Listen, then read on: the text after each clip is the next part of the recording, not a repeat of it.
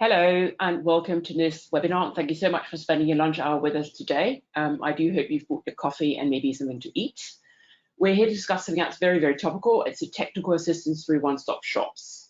Now, that might sound somewhat boring and technical, although presumably not to you, otherwise you wouldn't be here. But it's anything but, really. It's an important part of the solution to accelerating building energy renovation in the EU. Now, we know from the Commission's own data on the state of Europe's building stock that was released a couple of years ago that the overall renovation rate is far from where we need it to be. We also know that of that subpar number of renovations that are carried out, most of them are not actually optimized for energy efficiency. And finally, we know that access to the right sort of information in terms of possible solutions and funding and so on is a major stumbling block for people in terms of actually doing these renovations in the first place. And doing them right in the second place. So maximizing the potential of these one-stop shops will be crucial to boost the renovation of the EU building stock. And that we definitely need to do, not least in the current context of rising energy price and spiraling climate crisis. Now, the good news is we know that we can do it, and we also have a couple of very live hooks to do so.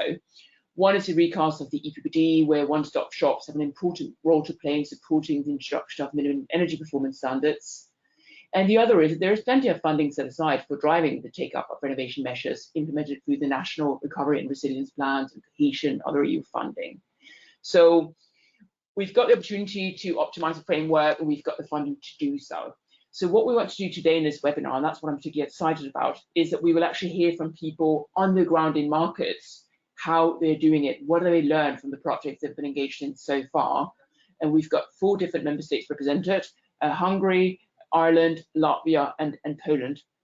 And then on top of that, we will also have a representative from the Commission's CINEA to provide insight on how overall, at a central level, we actually upscale the one-stop shops with the aim of boosting the rate and the depth of energy renovation in the EU.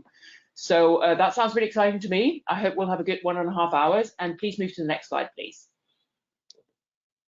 Yes, so this is a webinar, and by now we're all experts, of course, and maybe some of you have participated in one of our webinars before.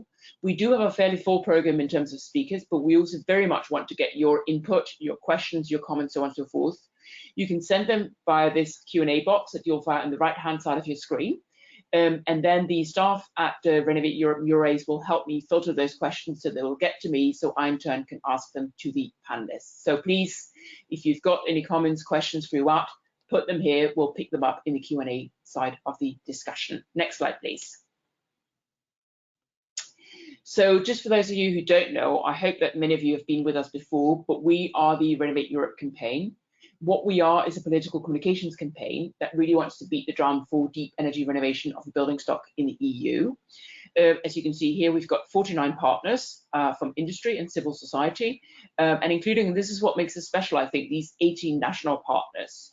So these national partners are across member states, and we work very closely with them to make sure that what happens in Brussels doesn't stay in Brussels and the other way around. On top of that, we've got a number of champions from politics, from businesses and communities, and we're always looking to increase this number, by the way. So if any of you would like to be a champion or know people who would like to, then please get in touch. As you can see, we were launched in 2011. That means we're now 11 years old. And I have to say, in the current context of the both the climate crisis, but also the energy price crisis that we see due to the war in Ukraine, what we want to do here has never been more relevant than now. Sadly, you can argue, but at least we're set up and we're looking forward to working with you on this. Next slide, please. So, as I said to you already, we've got a really sort of full program today. We will first hear from Adrien Bullier from the European Commission for an overview of the overall thoughts at European level on one-stop shops and how to better fit them into an integrated energy system. And then we will have a number of presentations from some of our members representing member states, starting off with Hungary, going to Latvia, to Ireland, and then to Poland, where we have 2 different panelists. After that, we'll have the Q&A. So again, get those questions ready, and then conclude and wrap up. And all of this should take us an hour and a half. Next slide, please. So I already alluded to this, but what the one-stop shops can do, we think, is really to maximize the potential to accelerate energy renovation.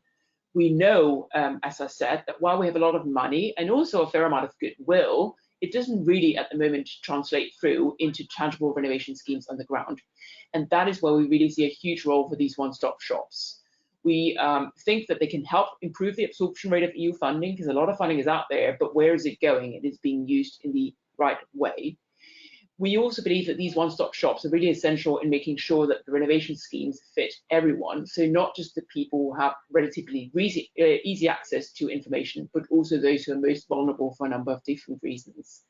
And finally, we think these one-stop shops are a key part of the enabling framework that sit with the minimum energy performance standards as suggested in the new proposal for the EPBD.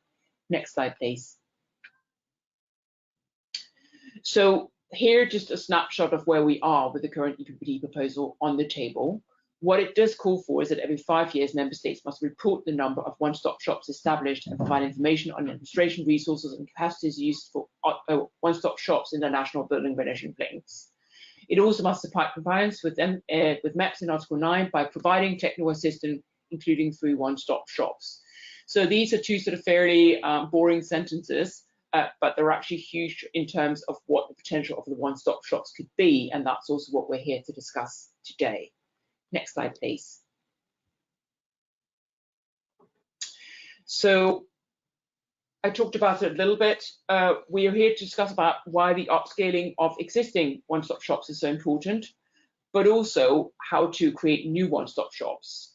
And then we want to learn from our colleagues across countries to hear what has worked for them in their markets, to see what cross-learnings might be from that.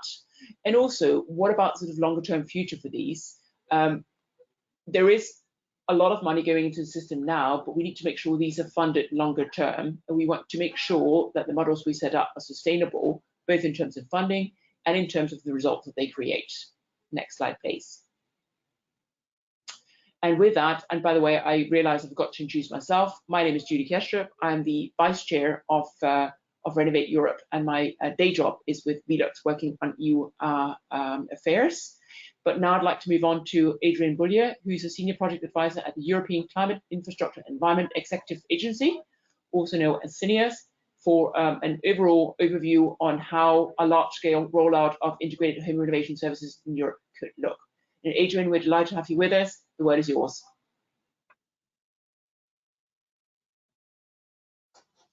Yeah, good morning, everybody from my side. And thanks, Julia, for this energetic introduction.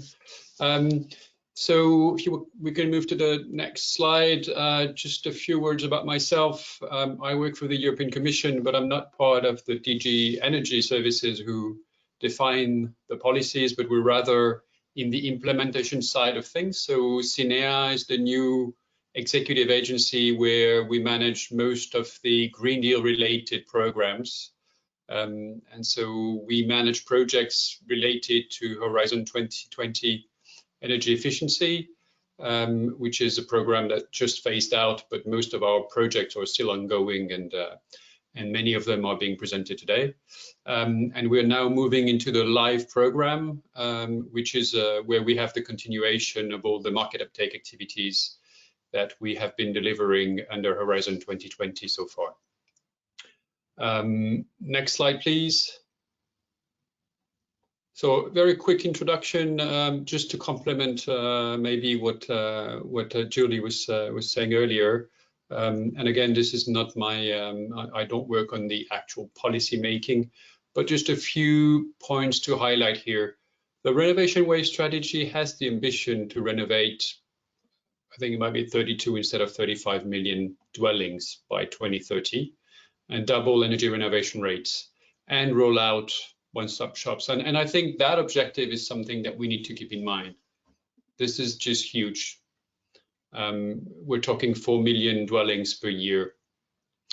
Investment needs, I think, are clear to most people. We're talking about 275 billion euros per year, which is way more than what is currently being invested. Now, the good news is the EU is putting a lot of funding under the cohesion policy, so the so-called structural funds, and the resilience and recovery facilities.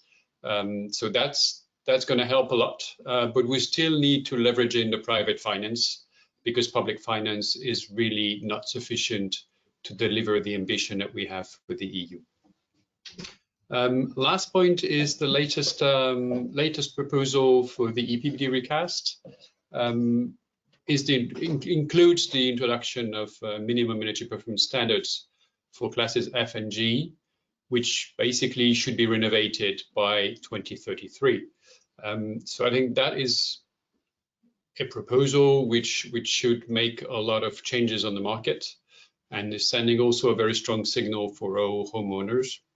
And also in the latest proposal, the Commission is proposing to introduce a definition of deep renovation, which has been missing for many years in all the discussions we've been having, which is basically aligning it to nearly zero energy buildings or positive energy buildings after 2030. And that, I think, is going to make also quite a change. But so this is very quickly the policy that we're putting forward. Now let's move to the next slide and see what this means concretely. The human factor, I think, is something that we need to realize how important it is. We are working under the assumption that people will renovate if we're making money available to them, or if we're training the workforce. Now, the reality for those of you in the audience who may have renovated their home, it can be a pretty painful journey.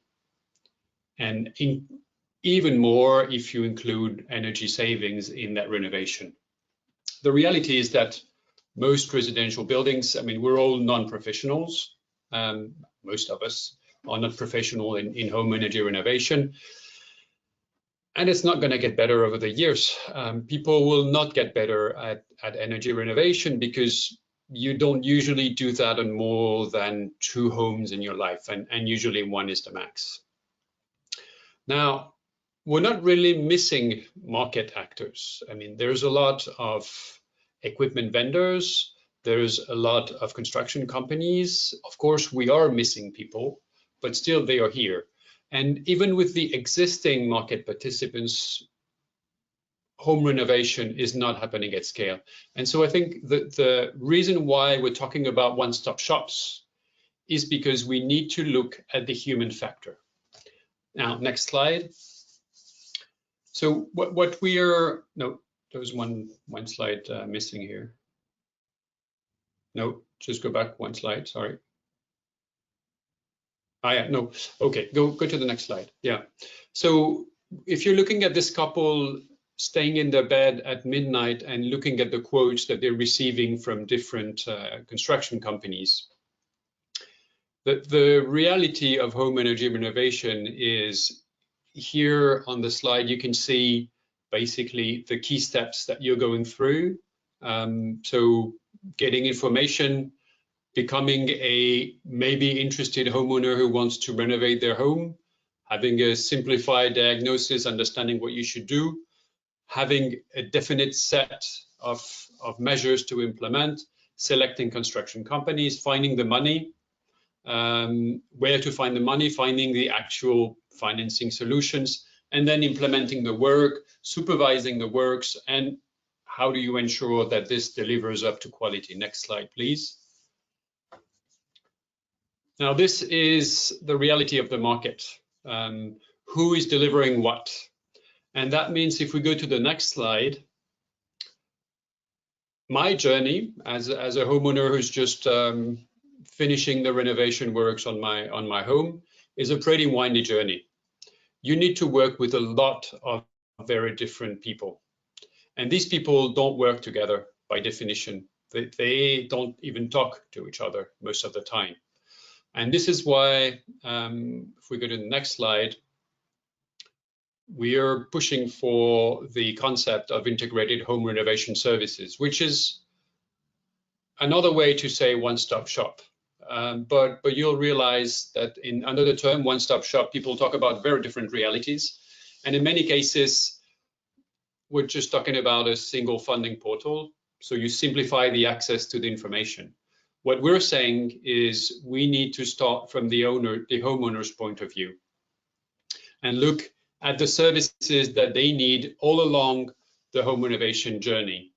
And we need to make sure that all the existing services that are provided by private and public actors are coordinated, are combined, and are integrated to make this renovation process as smooth as possible for the homeowner. And that's the only way that we will deliver home renovation at scale. Basically, we need to do whatever the homeowners are not willing to do.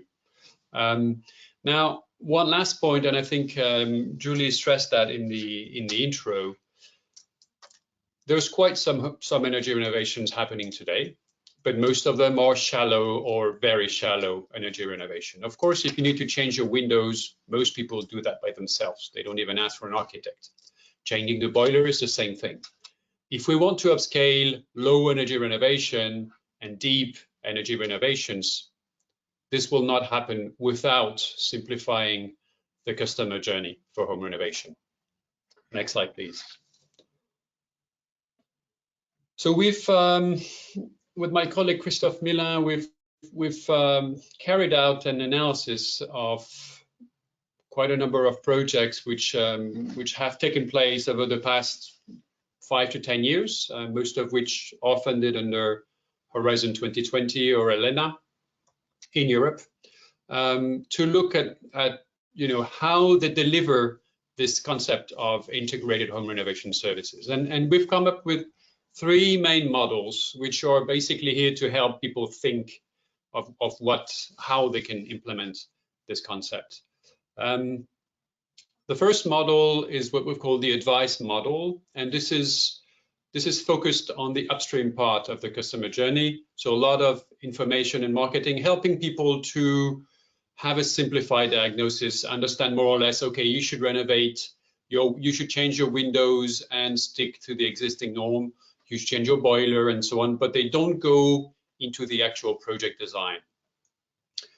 The second model is what we've called the support model, and that's more, I tend to qualify this as an extended architect's mandate, because it's really what an architect helps you do, but with much more things, because it also works upstream in terms of information and marketing, in terms of detecting the homeowners at the time when they're buying a home, for example, doing the simplified diagnosis, which usually the architect doesn't do. I mean, that you get from public authorities in many cases, and so on, and integrating the services all the way until the supervision of the work and ensuring quality. And the third model is what we've called the implementation model, and this is a turnkey model where the same set of services will help you very much on the project design, but also on the implementation. They will deliver the work themselves. Now, what I'm talking about here, in most of the cases, are services which are run by local and regional authorities. In some cases, they're privately delivered. But in most of the cases, it's still public service organizing this in the form of either a service that's free for homeowners or a service that homeowners are paying for under a commercial activity, because as you can see, these services are on the commercial to a large extent. As soon as you start talking about project design, for example, and of course selecting companies and so on, you have commercial interest involved, and these are commercial services.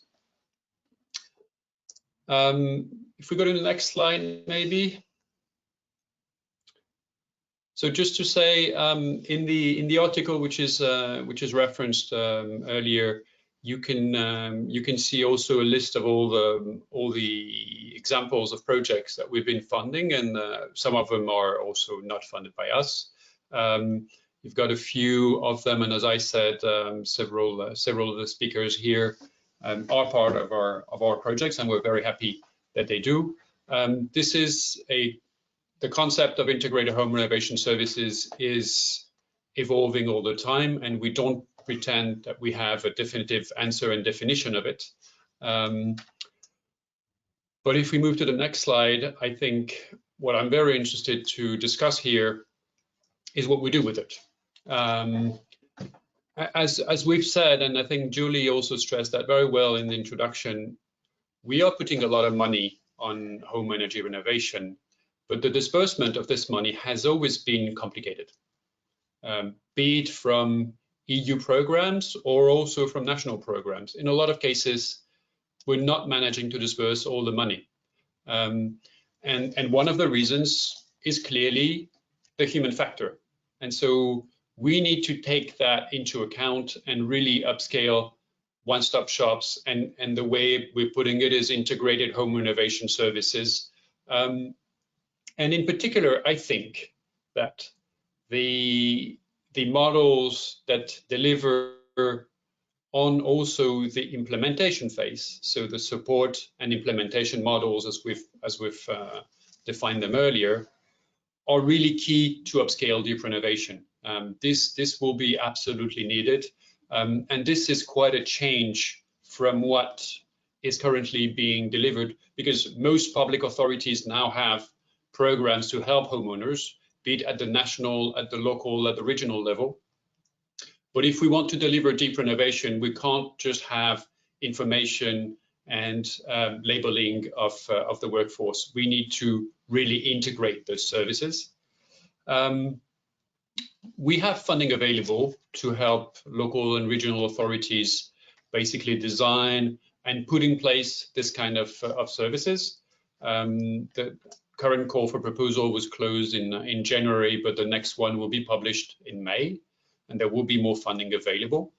But I think maybe also looking at the Renovate Europe campaign, which is working very much at the national level. This cannot be done only with EU funding managed centrally in Brussels. It needs to involve the national and regional authorities. It needs to have money dedicated under the operational programs in order to ensure that this idea becomes live and is implemented and is tested. And it will take a long time before it works perfectly. We have a number of projects operating already. Few of them are more than 5 years old. So as I said, this is still, a land for innovation. But we're happy to make this information available, and we're doing that in a lot of the activities, of the events that we organize, including at national levels. But still, I think we need national and regional authorities to get involved in this policy of one-stop shop, in particular for home renovation. Yeah, and I think I'll stop here, and I'll be happy to further discuss during the meeting.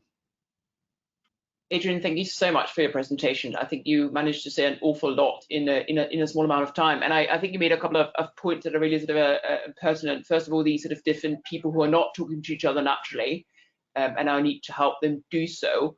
And then the other point, I think, about about citizens, about the people who are actually doing this renovation, who are not, and I think we forget that sometimes, who are not necessarily rational, who are not, to your point, building competence. This is a one-off for them, and we really need to step out of what we would like them to do and look at the world from their eyes. So I know you also had like a slide with an awful lot of links for those who would like to learn more.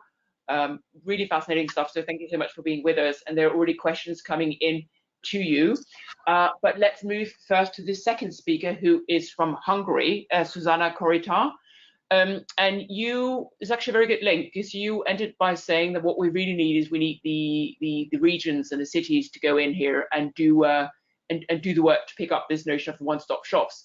And Zsuzsanna is here to talk to us about the first one-stop shop in Budapest, and then the extension of that program. I had a sneak peek at your slides, Zsuzsanna, and it seems to be going well, both in terms of established one-stop shops, but then also other municipalities who are interested. And the other thing I saw from your program that would be interesting to hear about is the different channels you use. So you both have physical shops, but also an online presence. So with that, Zsuzsanna, please take over from here and tell us about what you're doing. Thank you very much, and I'm very honored to present here the first Hungarian one-stop shop. Can I see my slides, please? Yes, thank you. The next one, we can start with the next slide. So our project, our one-stop shop in Hungary, has been emerging from Horizon 2020 project, which for a short moment you could see on Adrien Bullier's slide as well. This is the RenoHub project. It started in 2019 and it's ending this November, but we are considering half-year prolongation, so it might we might have almost 1 more year from the project. This is a consortium exclusively consisting of Hungarian members. So there are 5 partners within the project, and through this RenoHub project, we were planning to implement the first Hungarian one-stop shop. Next slide, please. Okay, so within the project, our aim was to define the model that is working for Hungary, to define the RenoHub customer journey, and to finally to elaborate the services that will be offered by this one-stop shop. We are targeting all residential buildings, so single family and multi-apartment buildings as well. We, during the first year of the project, we did a massive background research. We have run through databases and looked at good practices. We did desktop researches of 33 one-stop shop projects, looking at how these models function, what kind of existing or emerging models are available. And also what we did was basically we developed a theoretical model that we thought could work for Hungary, and we had focus group research on both of the homeowners' motivations, drivers, obstacles, what can how the home energy renovation could be delivered to them, but as well we had a pre-research of our one-stop shop concept that we thought would work in Hungarian conditions. And from this focus group research, we found out that the physical offices, we had this theory that we want to have physical offices for our one-stop shop, and it supported our theory that the focus group participants strengthened our idea that physical offices are needed. They want to have, people want to have faces and people that they can talk to and they can ask questions. Next slide, please. So we had to develop our Hungarian brand, which we came up with this, with the RenoPont Energy Home Renovation Center. We just wanted to highlight you how we now how our one-stop shop looks like. So next slide. And as Julie said, we have 2 major pillars of our one-stop shop, our RenoPont one-stop shop. One is an online platform, which is basically a web page, and the other one is what we called the information hotspots, but which are basically physical offices. Next slide, please. Yes, the online platform is it does not only reflect the services of our one-stop shop. When we looked at different European or worldwide one-stop shops, many of them, and in fact the majority of them, usually only contain information about what the one-stop shop, what services offer to them. But we want to have it, wanted to have our online platform a little bit more educative. There is a huge amount of information for people to look at, to read, starting from why energy efficiency renovation is important, what benefits it has for the homeowners. We have a lot of resources that people who would like to renovate can use, for instance, checklists and sample contracts with installers. We have an expert database which contain energy assessors as well as installers. And certainly we have a part on the online platform which invites people to our offices so that they can ask further questions and they can take our services. The next slide, please. Yes, and this is these are a few pictures, photos about the physical offices. Within the project, we wanted to establish 2 physical offices. One of them is in Budapest, and the other one is in another city called Nagykanizsa. Later you will see on a map where this is.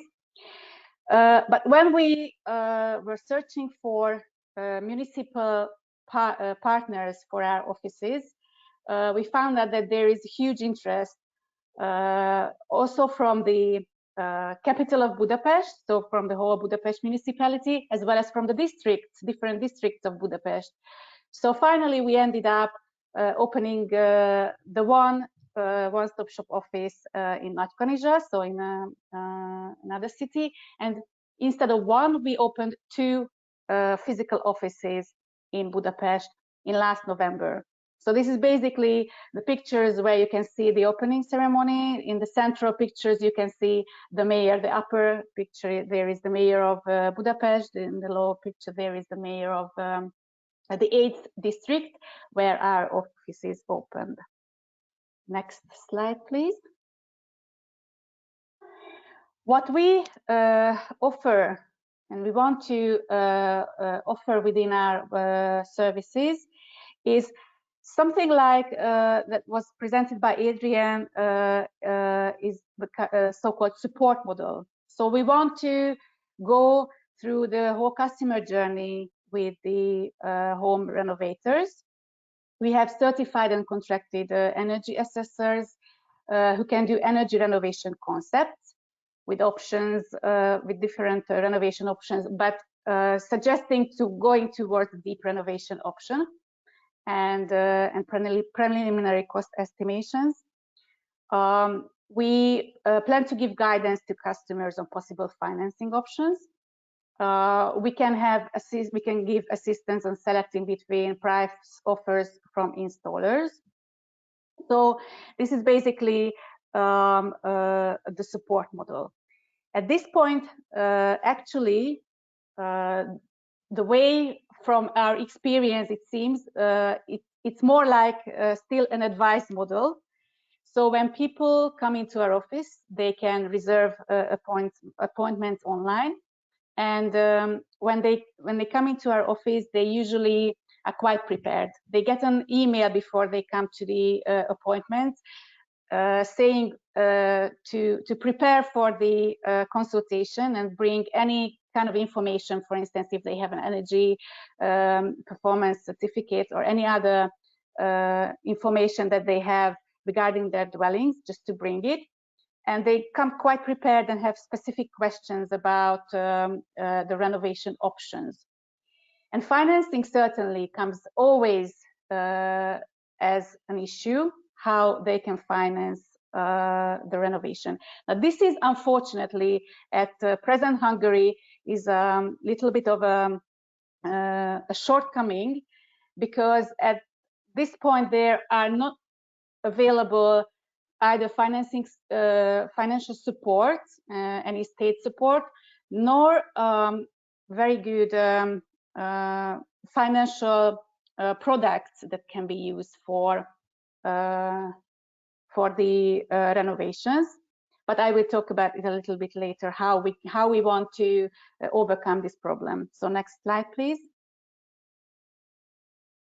So as you can see, there is the left picture is a map of Hungary, and the right one is a little bit of an enlargement of Budapest. So during the project, we plan to have only 2 RenoPont offices. but the inquiries and the interest from municipalities are so big and so large. We approach many of them, and they approach us as well, with the intention to open such an office. So now we have 5 operating RenoPont offices instead of the planned 2, and out of these 5, 2 of them is not. They operate basically on their own, so not from the Horizon 2020 budget. And you can see with marked with yellow the potential RenoPont offices where we have ongoing negotiations to open another office. What we can offer to the municipalities is we can train the operators who can sit in the offices and give advice to the people who come into the office. They can use the customer relation management module of the online platform, which we also develop, so that we can follow the customer journey of the different customers, and certainly they can use the image elements of the RenoPont brand. Next slide, please. And finally, how we plan to. So as you can hear, we still have about a year from our project, and we want to use it to develop our model, to develop from the advice model to the support model. But with this, we have to develop certain other elements of the one-stop shop model. And one of them is I refer to the financial institutions, because we started to have good cooperations and negotiations with different financial institutions, mainly banks, who are quite interested in. One of them is even interested in developing their own financial product, a loan product, to provide for home energy renovations, and this is very much needed. As I said, that currently there is no such financial instrument that can be used specifically for energy efficiency renovations. We continue to have good cooperations with municipalities and spread the idea. We have roadshows and throughout the country, and we introduce our one-stop shop concept to different municipalities. And also regarding the financial sustainability of the one-stop shop is we are having cooperations and discussions with utilities, as in Hungary last year the energy efficiency obligation scheme started for different energy service providers under the Energy Efficiency Directive Article 7, and they are looking for possibilities to through this EEOS scheme to have cooperation with the residential sector. So thank you. This was, I think, yes. Thank you very much. Thank you so much, Zsuzsanna, for a great presentation, and congrats on all the results in Hungary. And I think one thing that was really interesting and positive to hear here was the overall interest from municipalities, but also the fact that you've actually managed to set up a couple of shops now outside the project, because at the end of the day, yes, there is lots of funding and we need to use that to kickstart things, but then there also needs to be a natural sort of interest in just, you know, you need to be able to see that this makes sense also without project funding. So really cool. Thank you for being with us. And if you have any questions for Zsuzsanna, don't hesitate to put them in the chat. We've only got 2 questions so far, I can tell you, so there's still room for more. So we're moving from a relatively new project to hear from Eloise Stancioff in Latvia. She's with Ekubirojs, I think, and your project has been underway for about a decade. So you're sort of at the end of, you're actually sort of like an old project, if you like, in relative terms. And sort of two things that stood out to me from your presentation was, first of all, you say that 70% of all Latvians live in Soviet-era buildings, and that means that there are a lot of same possibilities and solutions across Latvia. But of course, that this is also something, even though we very often talk about buildings as something very sort of regional or national, that's something that is replicated across Europe. And the other thing that I thought was very brave was to say that your mission is to make it as easy to get a renovation plan as to get a phone contract. So with that, Eloise, tell me, what are you doing in Latvia and what's been working over the last decade? Thanks for having me. I hope that my slides were updated because that was from an old slide. So hopefully I don't say that too. Anyways, but thanks for having me. So I'm Eloise Stancioff. Next slide, please. And today I was asked to talk about our history and why we say deep renovation, how residents use digitalization and ROSS, and how we can scale up our methods. I'm gonna be, I hope to answer all those questions, but to be honest, a lot of what we've learned over the past 10 years is a bag of mixed regret, lessons learned, and also at the moment feeling really, really stalled, despite how much money is available for renovation. So we started our work in Latvia around 12 years ago. You can go to the next slide. With the same intent and mission.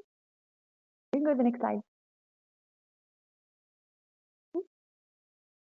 With the same intent and mission as we have now, but it wasn't crystallized as much because there wasn't so much focus on the renovation wave. We didn't use the formal term OSS, but we just identified that there needed to be a neutral party involved in the renovation process that represented the voices of residents. And these residents are all over Europe. It's not just about freezing cold winters in Latvia. It's about how hot it gets in Spain. It's about the humid winters in Portugal. And so we think that renovating for energy efficiency is definitely a way to deal with this, but it doesn't cover all of the issues. And that's why we like to take a more holistic perspective and talk about deep renovation. Because in the end, when we are only talking about energy efficiency, we're not really getting to all of the issues that are connected with unhealthy living conditions. In the EU, just some numbers, in the EU, approximately 194 billion euros are spent annually in the form of costs of healthcare, reduced opportunities, and social services. Eradicating mold and dampness in all European homes would lead to an economic gain of 55 billion euros in the European economy by 2060. So we think that energy efficiency is the vehicle to achieve the cost savings needed to renovate buildings, but we need to focus on residents' health, safety, and comfort. You can go to the next slide. So for us, after 10 years, the same issues still hold true. Deep renovation is not scaling. And there's a variety of reasons for this. Cost, we've talked about this. There's high risk, the fact that there's not enough projects to be able to create a pipeline where people want to get involved. There's a lot of bureaucracy with changing rules and admin, especially in at the national level, and then how this connects to the EU level and how the laws and policies enacted at the national level then trickle down to the regional level and so on. And then, of course, there's a lack of trust. This was resonated already in the two previous speakers, that there's not a lot of emphasis on how we can make sure that residents feel included in this whole journey. And I think that taken together, these are definitely representative of the fact that deep renovation is not scaling because the business models that we have right now need to change. I think we have a severe systemic problem that we see it in a lot of different sectors, but I think for building renovation to actually scale, maybe this is where I may say something a bit controversial. We need to change how we're approaching this type of business. You can go to the next slide. And in the end, this creates a user journey for all of our residents that with very conflicting messages. It's complicated, it's not easy, and people don't feel like they can trust anyone. You can go to the next slide.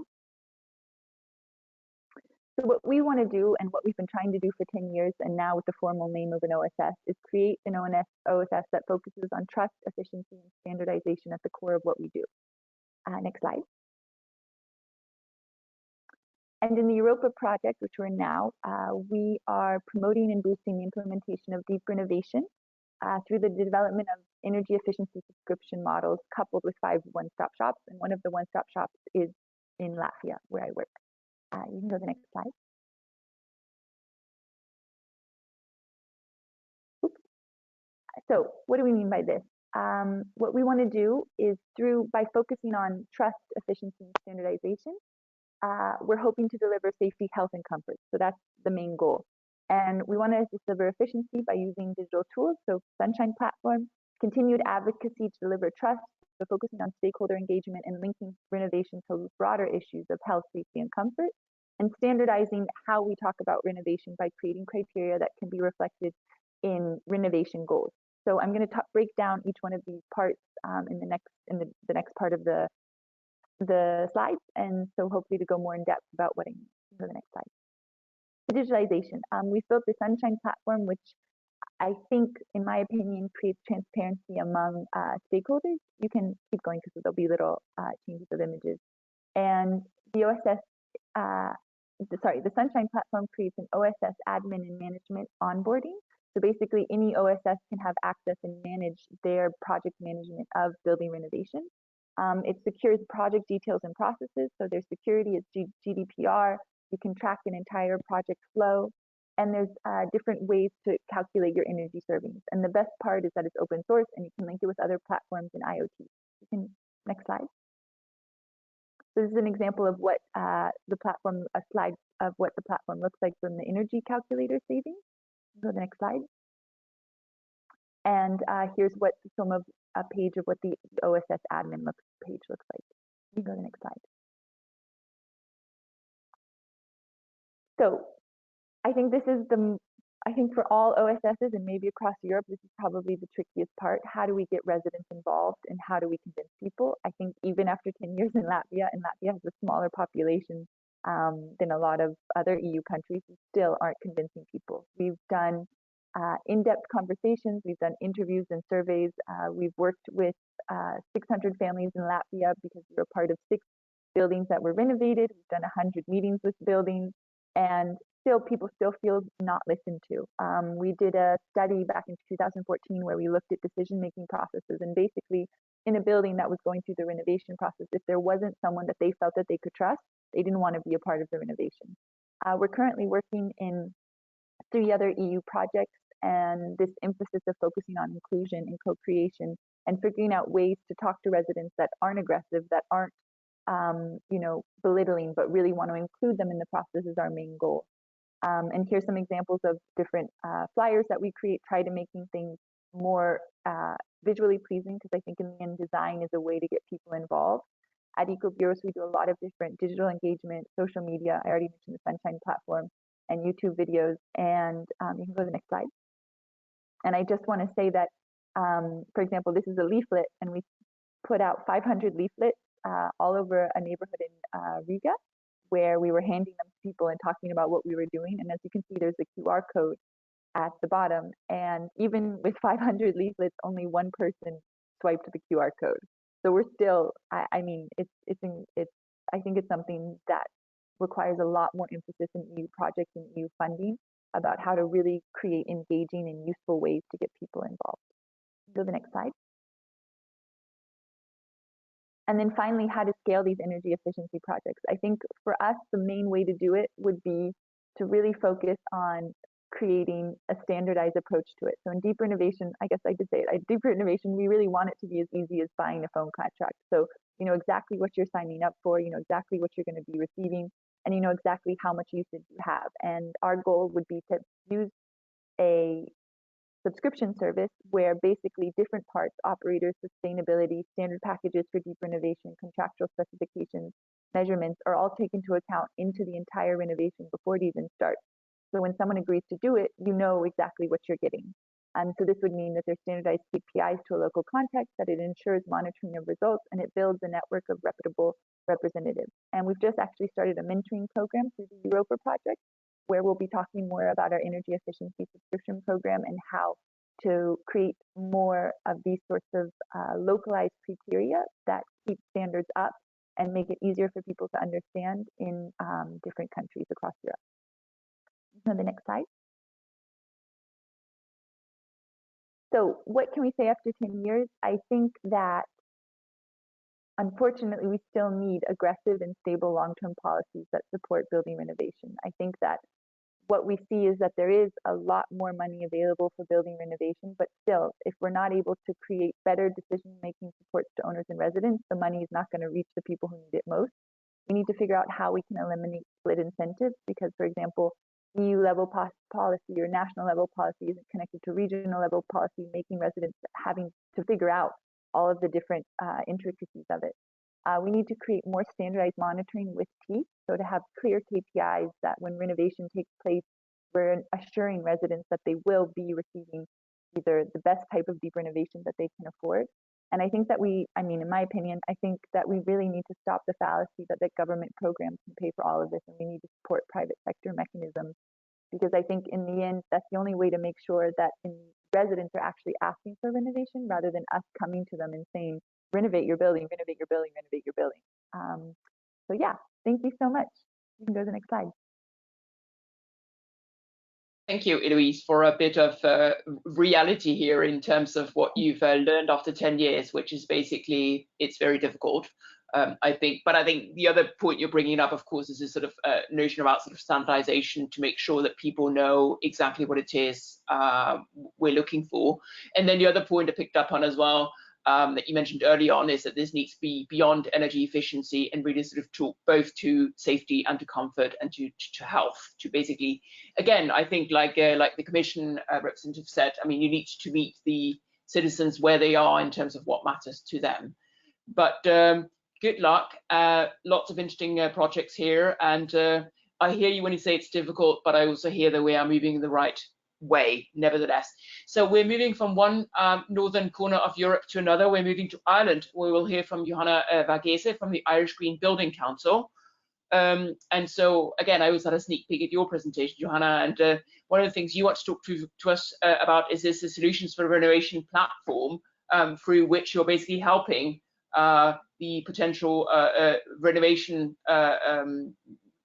project managers, if you like, to filter through all the options available to them. So Johanna, the word is yours. Okay, thank you. Next slide, please. Okay, so as you know, I'm Johanna from the Irish Green Building Council, and today I'll present the context of retrofit in Ireland, the customer journey we drew up on the EU H2020 Turnkey Retrofit project, solutions for renovation platform and tools we developed on the turnkey project, potential to aggregate projects and scale up retrofit through the building renovation passport, and lessons learned on communication, because we learned some lessons on that. Next slide, please. So we are the Irish Green Building Council. We're a membership organization and a not-for-profit. We work with organizations and businesses from the entire value chain of the construction and building sector, and all united in accelerating the transition to a sustainable built environment. We work with businesses and organizations, and the EU Turnkey project introduced a new audience for us to work with, which was the homeowner. So our question in approaching this was, how can we best serve both our members and homeowners? Next slide. Our climate action plan in Ireland has a very ambitious target for 500,000 homes to be retrofitted by 2030. A total of 18,400 home retrofits were completed in 2020. However, 4,000 were to a B2 standard. So, you know, they're not, only 4,000 were deep retrofit. Many types of one-stop shops exist in Ireland, and they originate and are led in many, many ways. Contractor-led, material supplier-led, engineer-led, and then partnerships between financial institution, energy companies, or contractors and engineers.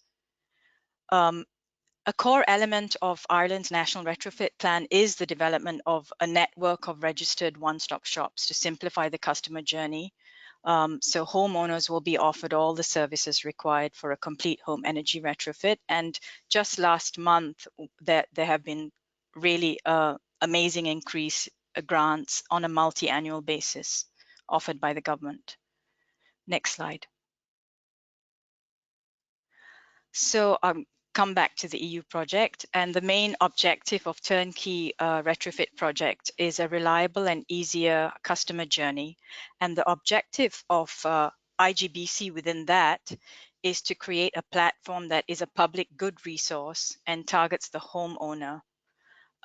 We wanted to address the challenges for the homeowner in our climate action plan, which are lack of awareness of what retrofit is, lack of familiarity with certain technologies like heat pumps, affordability and the high upfront costs of works, hassle throughout the retrofit experience, right from the grant application phase through to the delivery of works, a feeling of being overwhelmed by the complexity and numbers of decisions involved in a retrofit project. And the next slide. So we decided that the best way we could serve homeowners and our members is to get the homeowner renovation ready.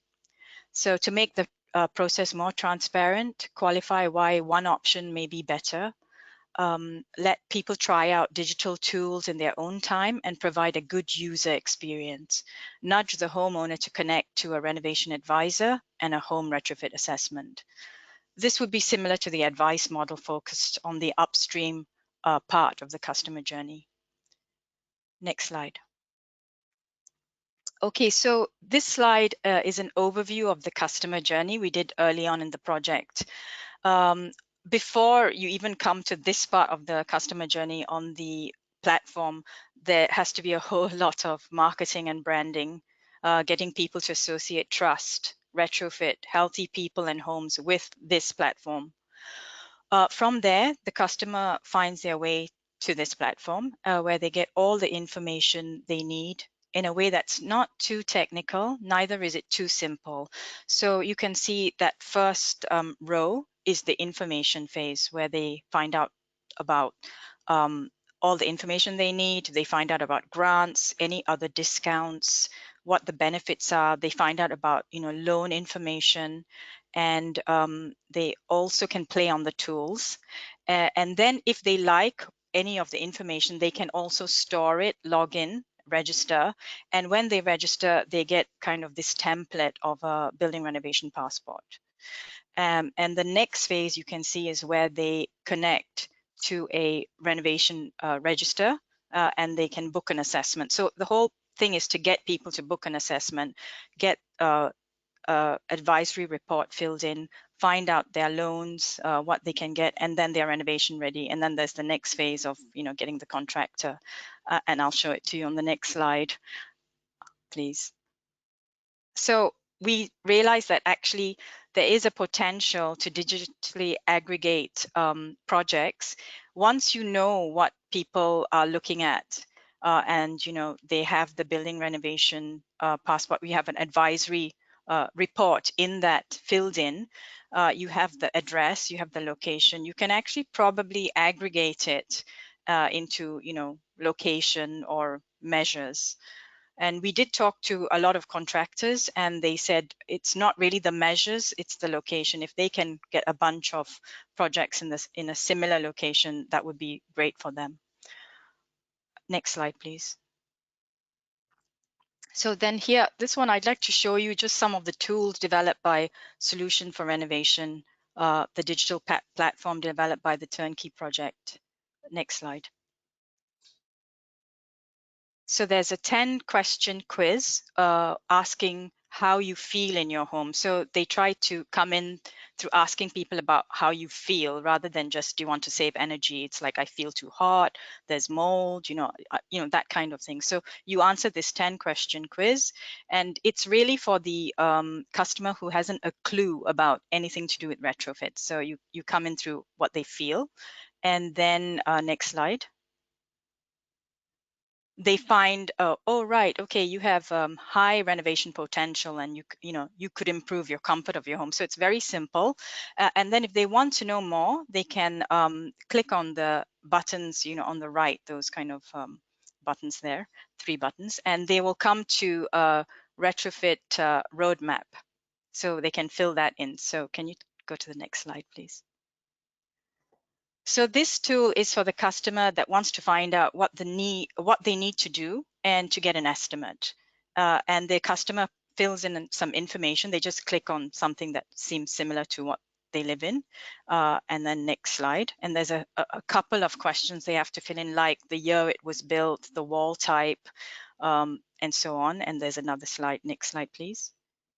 Then they just have to put in some the area of their living room. Next slide. And they get a choice of 3 packages with different price ranges. And then if you look at the bottom, it also minuses the grants so that they get a range. And on the right-hand panel, they can see the improvement of their building energy rating.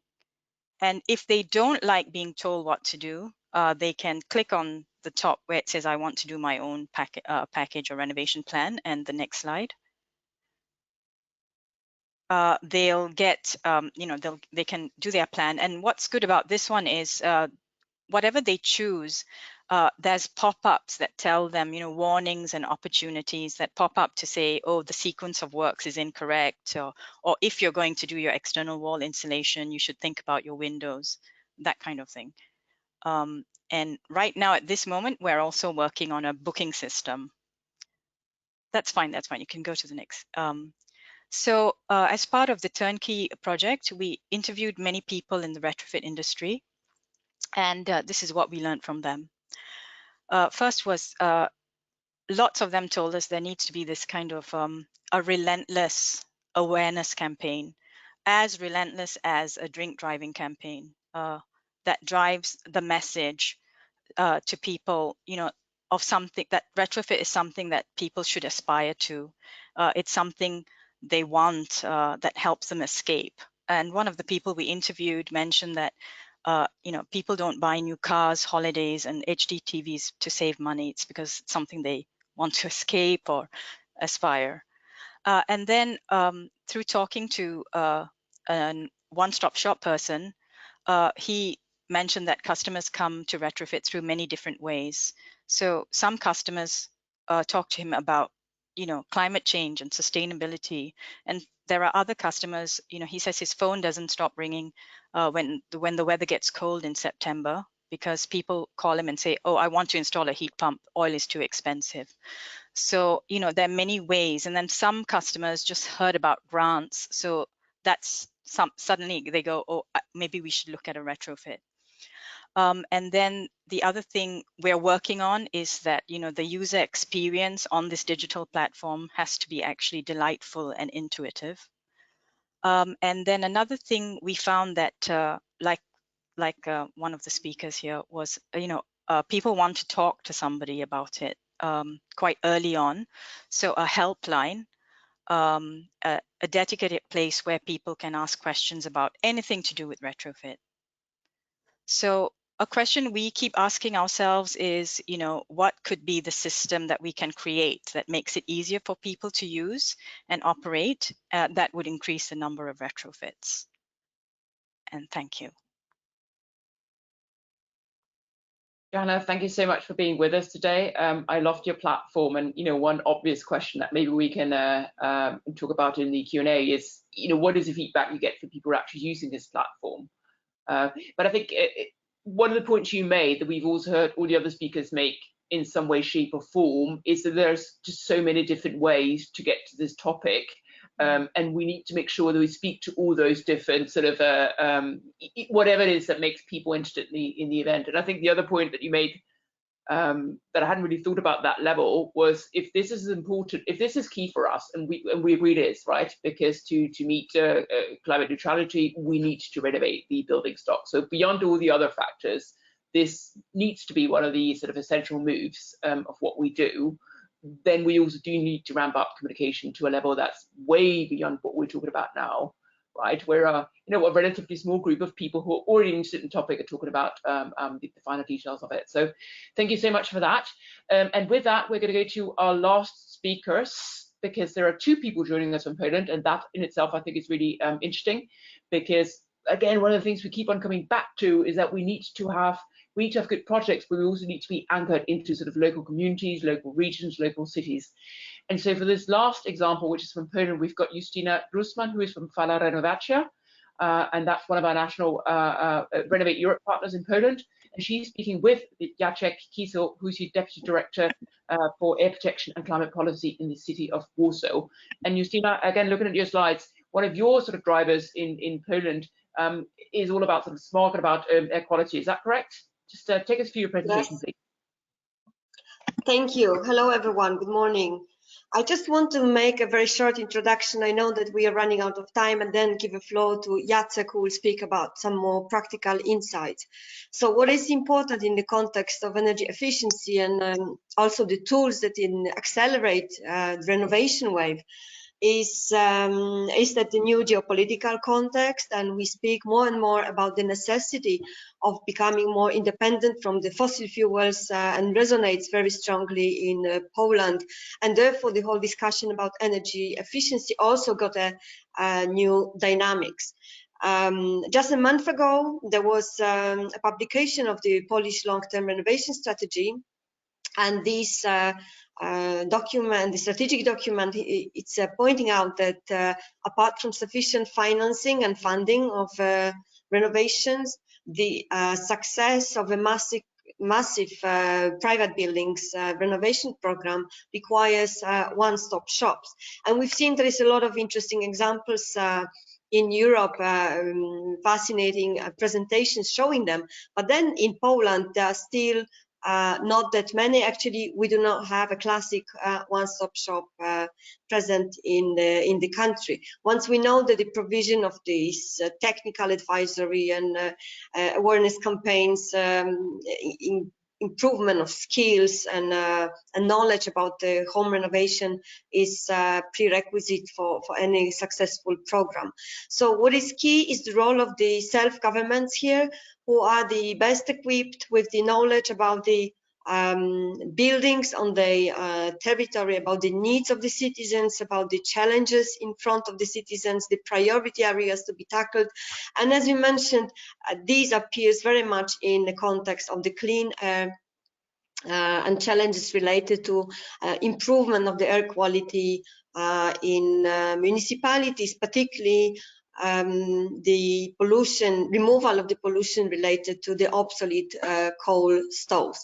So I will not take more time. I would like to give a floor to Jacek Kisiel, who is director of in the City of Warsaw department dealing with those issues. We have started together the Energy Management Center, the project which I overlooked as a deputy mayor in charge of sustainability, and Jacek continues the mission. I'm sure he will speak about his vision, but also real obstacles on the ground that the Polish self-governments have to take care of, have to overcome when realizing such projects. Thank you very much. Oh, and over to you, Jacek. I believe we have a problem with getting a photo of you, but we can hear you. Is that right? Yes. Am I heard? We can hear you loud and clear. Okay. So thank you very much, Justyna. I wanted to start with the air quality issue, which is linked to the one-stop shop issue. What is very important in Poland, and this issue is very important not only for Warsaw, but I think for all municipalities in the whole country, is the anti-smoke resolutions in Poland. Due to the fact that we have very pure air quality in Poland, many local governments,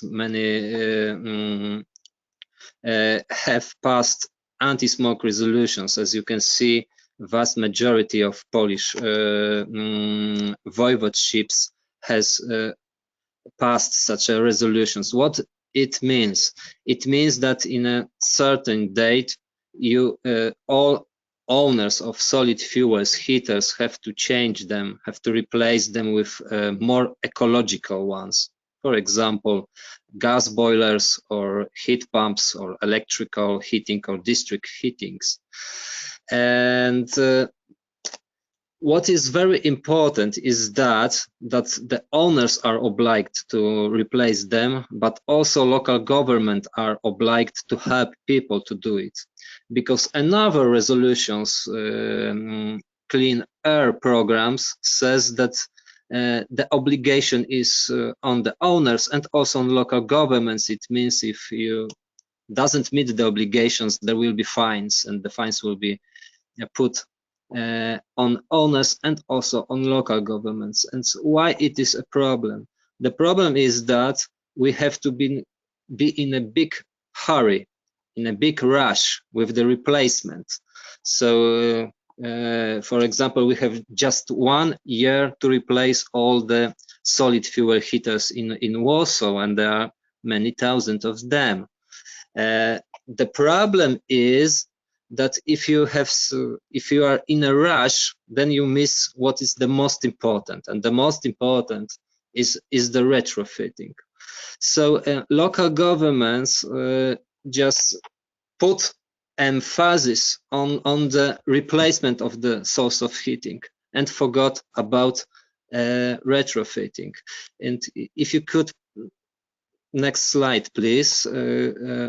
These are heating costs. It's quite obvious, of course, but when you look on that, you see that the best options for now is to replace coal stoves with heat pumps. But if you combine it with retrofitting, and the best solution is to combine heat pumps, retrofitting, and solar panels. This solution for sure is the best solution. And I mean the costs of heating, I mean the ecological aspects, air quality, or reduction of greenhouse gases emissions. So this is the best solution, but the problem is that we can't afford on that solution in Poland. Why is that? Because if you replace coal stoves, old coal stoves, with a ecological stove, for example, coal stoves, but which meets eco-design standard, then you have to pay 3,000 euros. If you want to have a retrofitting your home, install new heat pump and solar panels, then you have spent 30 or 40,000 euros. This is the problem, and that's why many local governments only replace source of heating and doesn't retrofit the homes. So next slide, please. And this is also connected with energy poverty, because as you can see on that slide, Poland has a problem with energy poverty, like many countries in Europe. So if you replace the source of heating and if you forgot about the retrofitting, then you will have the better air quality, but the bills can rise, and then you can put the inhabitant in energy poverty. So there is a link, a connection with air quality and retrofitting, because only retrofitting can help you not to be in energy poverty. So next slide, please.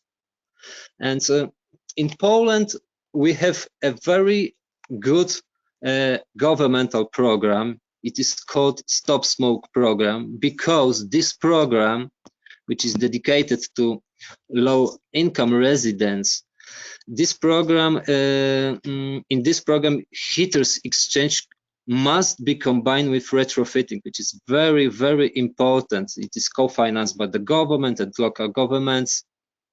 So this program is a very good one, but it's very difficult to pass. For example, the city of Warsaw are now we are now preparing to applicate to that program, because we think it's very, very good one, but only 12 local governments in Poland attend to this program. So it shows how much is forward before us. So next slide. I must say that also in Warsaw we have problem with retrofitting, because when we started our program of replacement of solid fuels heaters, we've got a big amount of money. It was about 70 million euros, but this money was allocated only for the replacement of source of heating. we don't have enough money to combine retrofitting with replacement of source of heating. So as you can see on that numbers, we replace more than 1,000 and a half solid fuel heaters, but only few of them, about 50, it was combined with retrofitting scheme. On that picture, you see the first municipal buildings where retrofitting was combined with heat pumps and photovoltaics. So next slide, please. Then we goes to Warsaw one-stop shop. We wanted to we planned to open first one-stop shop in May or June this year. We have a special building. It's thanks to Justyna. We have a 4 energy advisor hired now. We need to prepare the building and prepare the program, and we will focus in our one-stop shop on 2 things. One thing is, of course, advise people how to get money for retrofitting. We have a special subsidy program in Poland, which is quite generous, but there are also governmental program of subsidy. Governmental subsidy program, Czyste Powietrze, Clean Air,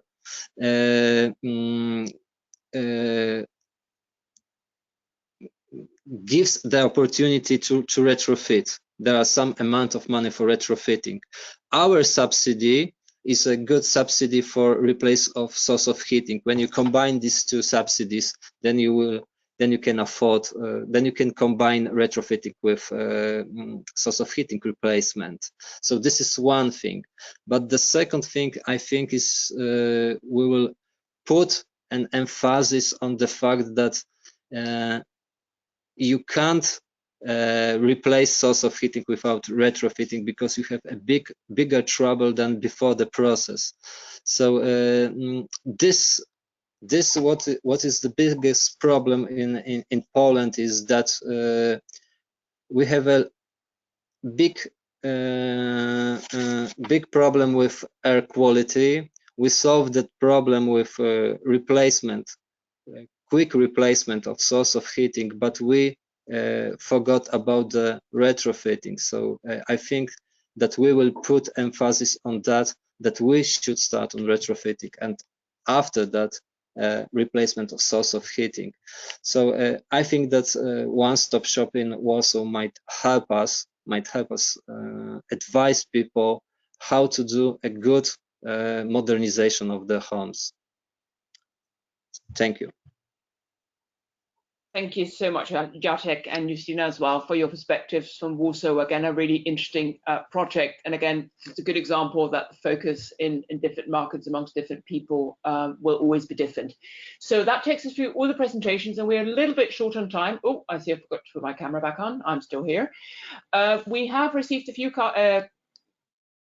questions coming in through the chat. It's not too late to ask your question, but in the interest of time, I'm going to get started. So here is one that goes across the different presentations. It's from Susan O'Flaherty, and she wants to know, what's the profile of the advisors in the one-stop shops who meet the customer as part of the first step? Are they qualified assessors? Does anybody want to come in on that?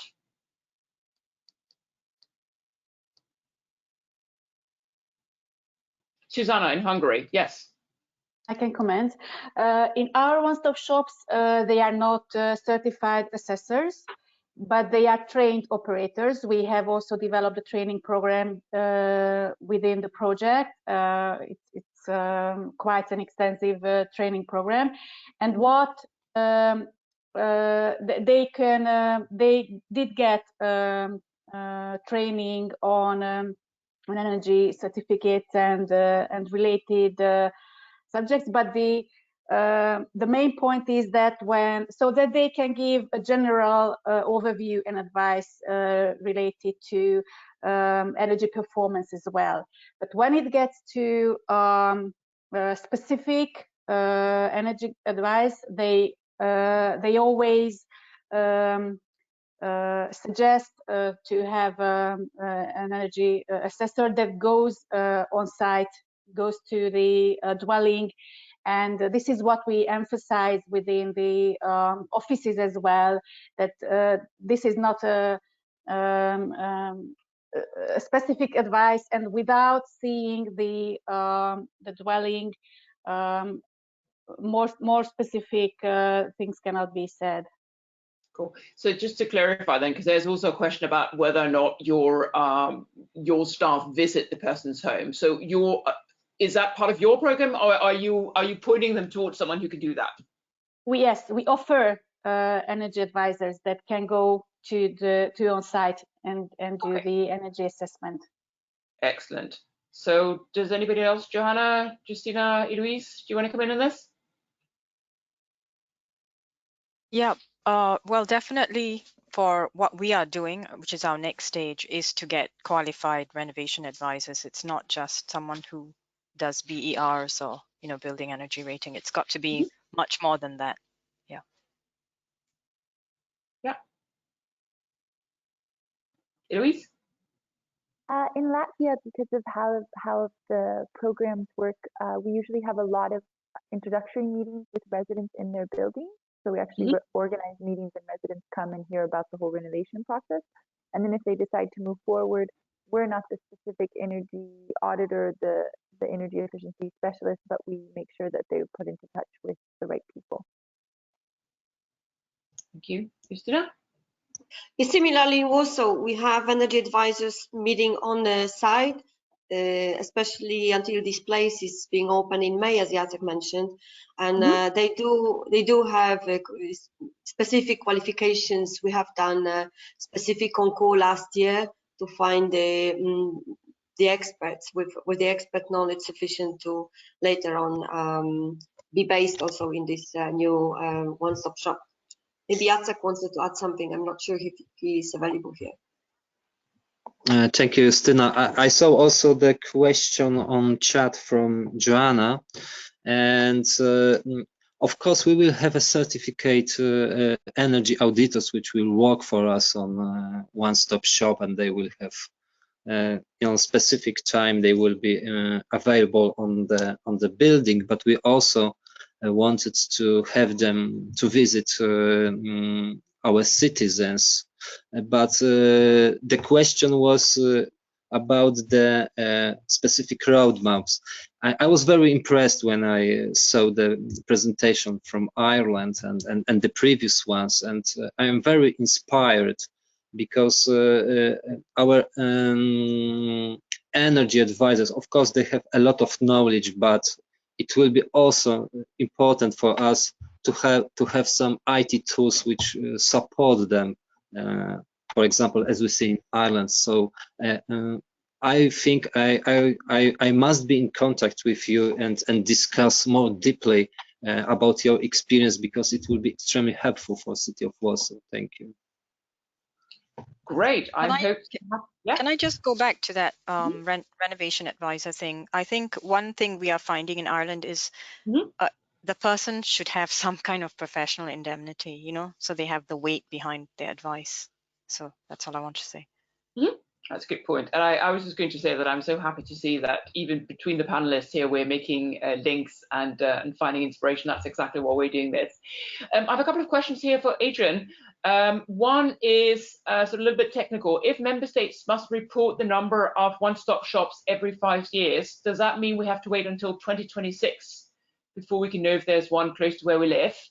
And then also one here, how do you define the difference between one-stop shop and integrated home renovation services? So I'll throw them both to you. Thanks. I mean, in terms of the reporting, first this is just part of a proposal for a directive, so this still needs to be negotiated with the Council and Parliament as any proposal from the European Commission. But it's pretty likely that this will happen at some point. I think that means there will be a formal requirement for all member states to report. That doesn't mean that we're not able to get information before that. There are yearly reports also on the national action plans. And so I think that we will get information before that. So I think this is just the minimum requirements. Hopefully we should be able to have more info before that. Second question, sorry, I forgot already. The second question is basically the difference between one-stop shop and integrated home renovation services. Yeah, I would say that in what we've called integrated home renovation services are one kind of one-stop shops that aim at home renovation and that do more than providing information and simplifying access to funding. When, you know, across Europe, people use terms the way they want, and that's the way it is. One-stop shop, I talk to many people, and many people say, well, you know, a one-stop shop should do this and a one-stop shop does this. And what we're saying is, yes, fine. There are many options under a one-stop shop. A lot of one-stop shops actually have developed earlier on public buildings. So supporting local, usually small municipalities to retrofit their public buildings has, you know, there's quite a lot of experience around that.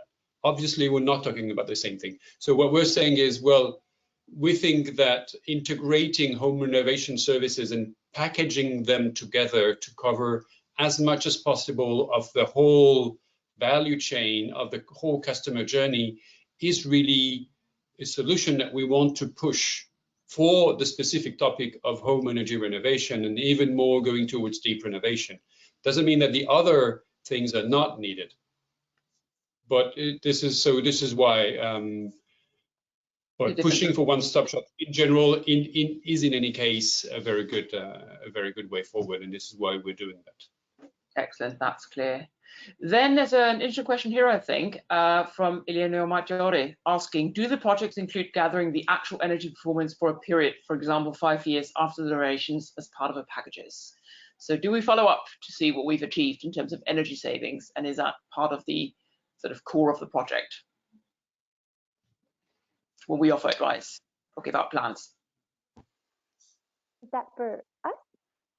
Yes, that's, I think it's sort of across. I think what she's asking in general is, when you put together, those of you who do sort of more sort of formal, like the Irish example, ideas for how a package could look, do you then follow up after a number of years to see what the energy saving has been? I can, in our case, yeah, we do. Usually in Latvia, when we've done EPC contracting, we follow up for 20 years, because it's a 20-year contract. And the part of the Sunshine platform that I mentioned before, we have a whole monitoring section, because the goal is that we can guarantee the energy that is supposed to provide health, safety, and comfort. So I think, as I said, I think standardized monitoring has to be essential to all sorts of renovation programs. Perfect. Does anybody else want to come in on this? Yeah, I just say that in Ireland, our main aim is just to get someone to a renovation advisor, and we're leaving it to them to do the follow-up. Yeah, maybe I can share also, I mean, from the different projects that we've been funding, I mean, there's not so much seniority somehow. So many projects are also starting, and they're, you know, don't have enough time yet. Some projects, I mean, the ones that do, especially the implement models, which is where energy performance contracting would be, they, I mean, obviously they will monitor. I think it's also important. I don't see it as crucial to monitor the actual energy savings, but I think the success of home renovation is very much based on word of mouth. So once you start having good examples where you can show, and it's not so much about the kilowatt hours. I mean, let's face it, none of us understands their energy bill and even read them. So the point is to show people that somebody like them has been happy with the renovation and that they have a better home, you know, increased comfort and energy savings and everything. And so I think the monitoring, I would say, is energy is not the reason why people renovate their home. we're here talking about energy because we need to reduce drastically our energy consumption in Europe, not just because of the Ukraine crisis, but for many other things. But the reasons why people will renovate their home is never because of energy. So we need to monitor, we need to make sure that they are really happy with the renovation services. That's one thing. That's the way, I mean, that's any company will attract people because their customers are satisfied. So it's just the same way. We should just think of this as, how do you attract clients? Make them happy and make it known. Excellent. I'd also like to add to that, sorry, just that when we did our interviews, everybody told us they'd like to see some case studies about happy customers. So those stories are actually really important. And that makes total sense, because that sort of illustrates to people what it is they're undergoing. I mean, what the outcome is, right? So, I mean, we are 1:02 here. I'd like to just finish with one question, because there's also a praise. It goes, great presentations. To what extent are your OSS involved with the builders, trades, craftspeople who deliver the work as part of the process beyond the information and assessment? So to which extent are you creating sort of a little hub, if you like, that goes beyond just the projects and yeah, and the musts? Anyone want to come in on this? I can answer. We're not directly involved with them, but with our Sunshine platform, what we are building is basically like a Yelp of service providers available, where if you work in that specific OSS region, you can log in and create a profile for yourself as a service provider, and that would provide, you know, you can provide what services you are, you can how you're certified, etc. And that way, when you are renovating your building and you're in that region, you can see what sort of service providers are out there, and those would be examples of how to create more of a network of people involved. Thank you. Okay, excellent. Zsuzsanna? Maybe I can. Yes, Zsuzsanna, please. Yeah, as I said, we have an expert database, an installer database on our platform. And actually, we decided to kind of select between the installers, among the installers, and not let just anyone join this database. And we developed a kind of selection criteria, which is quite complex, but not too complex criteria. And also, people who work with these installers can evaluate after the work is done. So this is how we cooperate with the installers. Excellent. And Adrien, you wanted to come in on this? Yeah, no, just to say, indeed, I mean, this is an essential part, and in particular, if you want to have a happy customer, because it's not just about the design, it's really about the implementation. This is where things go wrong, and when you have bad contractors, it's awful. Maybe just to highlight, I mean, we have an example really interesting in Alsace in France, where the integrated home renovation services put in place also a whole training program with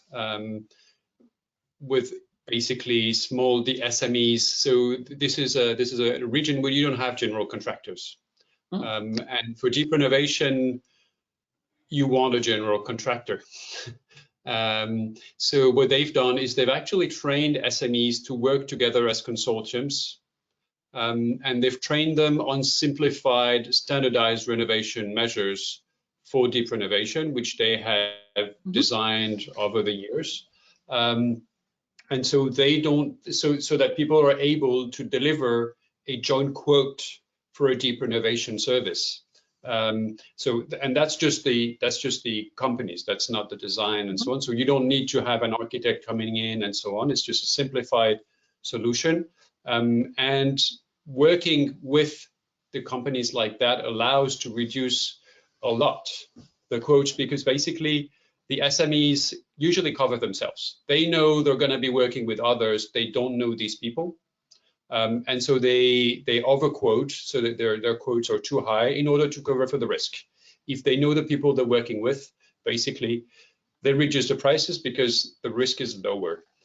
So that is quite an interesting way, and home renovation services cannot deliver in most cases this kind of training structuring the market, but I think it's an essential part. And just to put a bit of advertisement, I mean, we have a whole series of projects called Build Up Skills, which are really tackling this more at the national level, certification and training of the workforce. Adrien, that sounds really interesting, and we can probably do like a whole session just on that, because it's good for the customers, but it's also good for the SMEs, of course, who actually get to tender their services to projects they might otherwise not want to sort of engage on. We are 6 past. I can see people are starting to drop out, probably because they're either really, really hungry or because they've got other meetings. So we do have quite a few questions we didn't get to. I will forward them to our speakers so they can see. But thank you so much to everyone for being with us. I thought this was super interesting. I learned a lot. I hear that there are lots of opportunities, also quite a lot of challenges. The issues are very different across, but I think what we learned here, and I think Adrien, you sort of summarized it here, is that it really is about the person and what makes that person tick. And that is rarely one thing. It's a plethora of things. And that also means that the solutions that we come up with need to cater to that. So thank you so much. Have a great afternoon. And I hope that with the regulatory framework we've got in place and the funding out there, that we can talk again in a couple of years' time and hear that things have really progressed beyond what we expected them to. So thank you for everyone. Thank you. Thank you. Bye. Bye. Bye.